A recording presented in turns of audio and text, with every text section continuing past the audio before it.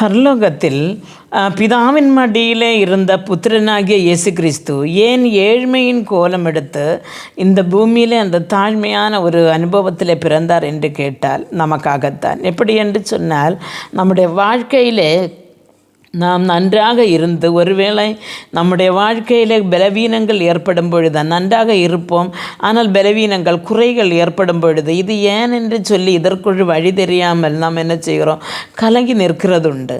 ஆனால் ஆண்டவர் எதற்காக வந்தார்? அப்படியே அவர் ஏழ்மையின் கோலம் எடுத்து வந்தது நமக்காகத்தான் என்று சொல்லி வேதம் சொல்லுகிறது. அப்போ பவுல் பிலிப்பியருக்கு நிருபம் எழுதும் பொழுது 4வது அதிகாரம் அதனுடைய 12வது 13வது வசனத்தை வாசிக்கும்போது நாம் இப்படி வாசிக்கிறோம். பிலிப்பியர் 4வது அதிகாரம் 12-13.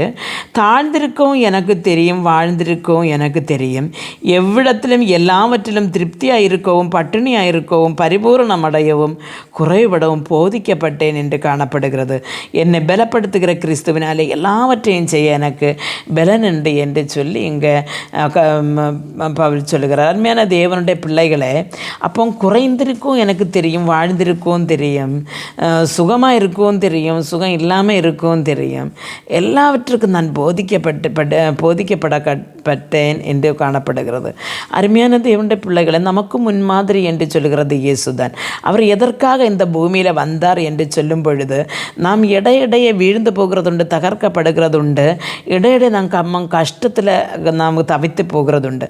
அந்த நேரங்களில் எல்லாம் நம்ம பலப்படுத்ததான் இங்கே பவுல் சொல்லுகிறது போல எல்லாவற்றிலையும் நாம் என்ன செய்ய வேண்டும், போதிப்பிக்கப்பட வேண்டும். நம்ம சாப்பிட உண்டானாலும் இல்லைன்னாலும், சாப்பிட உடுக்க கிடைத்தாலும் கிடைக்காட்டாலும், வாகனம் கிடைத்தாலும் கிடைக்காவிட்டாலும், வேலைகள் இருந்து சம்பளம் வந்து கொண்டிருந்தாலும் வராமல் இருந்தாலும், எந்த நிலையிலையும் நமக்கு வாழ நாம் கற்றுக்கொள்ள வேண்டும்.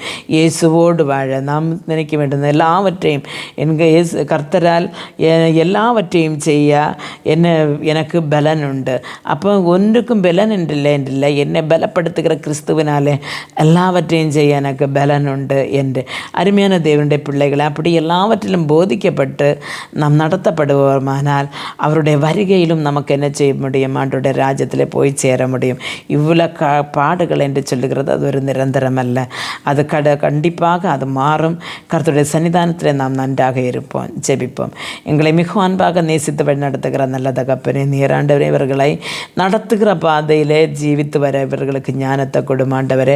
கஷ்டமானாலும் லாபமானாலும் ஆண்டவரே, கண்ணீரானாலும் களிப்பானாலும் எது நீர் இவர்களுடைய வாழ்க்கையில் அனுமதித்திருக்கிறீரோ அந்த பாதையில் கூட ஆண்டவரை உம்மை கண்டு தரிசித்து முன்பேறி வர ஒவ்வொருவருக்கும் கிருபையர் தாருங்கப்பா. இயேசு கிறிஸ்துவின் நாமத்தில் ஜெபிக்கும்போது ஜெபத்தை கேட்டு பதில் தாரம் ஜீவனுள்ள தகப்பனே, ஆமேன்.